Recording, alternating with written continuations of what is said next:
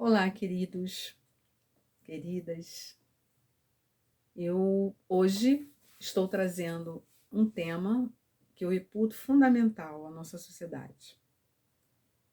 Eu vou falar um pouco sobre o que aprendi recentemente estudando logosofia, né?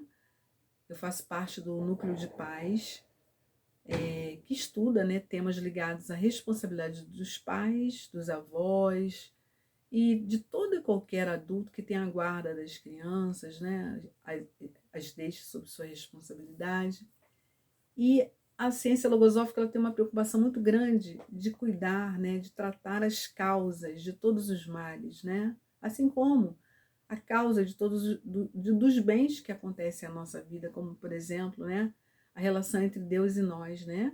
A causa da nossa existência vem justamente da criação, né, do poder de Deus sobre as nossas vidas. E assim nós temos um caminho de estudo muito amplo, porque nós estudamos, por exemplo, quais seriam as causas de uma sociedade adoecida como a nossa. Certamente que isso tem a ver com a educação que a geração que hoje está no poder, né, que hoje vive como sociedade, como governo, como, enfim, atores que interagem, né, socialmente, a educação que tiveram, ou tivemos lá atrás, né? O que foi nos incutido na mente, o que foi ensinado, né, a essa geração de adultos hoje, a maioria adoecidos emocionalmente, espiritualmente, a maioria, né, padece, né, de doenças mentais severas, de alto grau de ansiedade e de doenças emocionais e outras congêneres. E, claro, muitas doenças físicas, até frutos de situações psicossomáticas, né? E que geram também, enfim, o adoecimento do corpo. Então, esse estudo hoje me fez refletir bastante, né, no quanto nós somos individualmente e coletivamente responsáveis pelas crianças de hoje que serão os adultos de amanhã. O que nós estamos pensando, né, o que está passando pela nossa cabeça, pela nossa mente, quais os sentimentos que nós estamos gerando em nós primeiro, para que depois o fruto do que nós somos de alguma maneira, contamine as nossas crianças. Vou dar um exemplo. Se eu sou uma pessoa viciada em celular, se eu sou uma pessoa aficionada por rede social, se eu fico o tempo todo presa em celular, você acha que eu terei como poupar um filho, né, um neto, ou uma criança que esteja sob a minha responsabilidade desse tipo de conduta?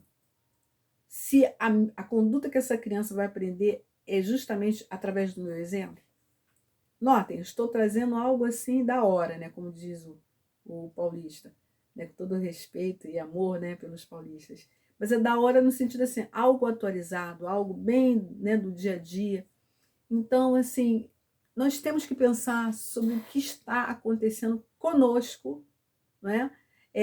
Fazer uma espécie de raio-x social, conseguir entender a quantas está a nossa convivência humana e, ao mesmo tempo, pensarmos que tudo que nós fazemos, sofremos de alguma maneira, se nós não limparmos, purificarmos, fizermos um reset na nossa mente e, né, a preenchermos com o que é bom, o que é lícito, o que é edificante, o quanto isso não vai impactar as crianças que são nossas e que são também da coletividade. E quando a gente fala da coletividade, eu fiquei muito impactada, muito sensibilizada com uma fala que eu ouvi outro dia de uma pessoa que disse assim: eu sinto tanta falta de não ter,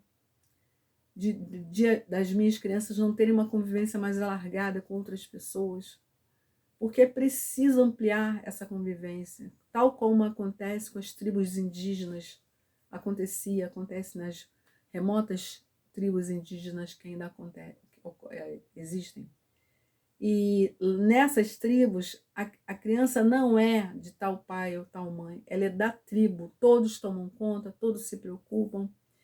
E a gente vê essa visão expandida na escola, mas mesmo assim, muitos professores não têm esse grau de comprometimento. Eles pensam assim: eu estou educando o filho do outro e vou fazer isso de qualquer maneira, sem um comprometimento maior. Com raríssimas exceções, nós conseguimos encontrar profissionais da educação que sejam realmente comprometidos e que levem a sério o munus nobilíssimo que é o de educar, mas educar na verdadeira acepção da palavra. Que dirá as pessoas de uma maneira geral que de alguma maneira, né, passam pela vida da criança que não estão nem aí. E muitas pensam até assim: eu não tive filho, eu não sou obrigada a pensar sobre isso, eu não sou obrigada a tratar bem, eu não sou obrigada a dar exemplo. E vivem como se estivessem desconectadas do tudo. Mas, quando a gente pensa sobre isso tudo, a gente pensa o seguinte: pelo menos a criança há de ter uma base, né? Uma base mínima, e essa base mínima tem que sair pelo menos tem que surgir e, né, sair com a criança de casa. E quando isso não acontece? Sequer isso acontece, gente. Então, assim, a ciência logosófica ela tem me ensinado muito sobre, né, esse aspecto da psicologia logosófica, totalmente diferenciada em relação à pedagogia comum, porque ela vai lá no causal, né? Ou seja, na origem das dores, na origem das deficiências, na origem das situações que fogem, né, à normalidade, né? Então, se nós estamos tendo a chance de pensarmos sobre isso, que um lar amoroso, né, um lar respeitoso, um lar sem estímulos negativos, um lar sem estímulos artificiais, mas ao contrário, um lar que respeite a criança, que faça a criança se sentir amada, valorizada, que a trate com respeito no sentido de não inventar mentira para a criança, de não amedrontar a criança com o homem do saco, o homem do lixo, o homem isso, o homem aquilo, que vai pegar você, que vai te levar para... Não, não. Estímulos verdadeiros, verdades, contar verdade para a criança, respeitar a criança, sabe? Considerar o ambiente saudável para viver, mesmo que seja um ambiente simples, mas saudável emocionalmente, saudável espiritualmente. Gente, a nossa responsabilidade é muito grande, muito séria. E nós precisamos pensar sobre isso, sabe? Eu hoje sou avó de 3 netos, sou mãe de 2 filhos, e eu agradeço muito a Deus assim por ter 2 filhos dignos, decentes, que são bons pais, né? Uma mãe e um pai excelentes. Mas ainda assim, né, eu me preocupo com os meus netos. Sei que eles são muito bem educados, criados, mas hoje, como avó, eu também tenho responsabilidade sobre eles, sabe?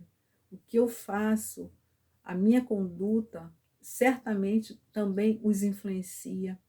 Então, eu estou compartilhando com vocês o fruto de um conhecimento, de uma reflexão, mas também dizendo a vocês que eu me sinto responsável também por outras crianças. Todas as crianças que passarem por mim, eu de alguma maneira, né, deixarei um fruto com elas. Mas que tipo de fruto eu vou deixar? Um fruto maligno ou um fruto, né, benéfico?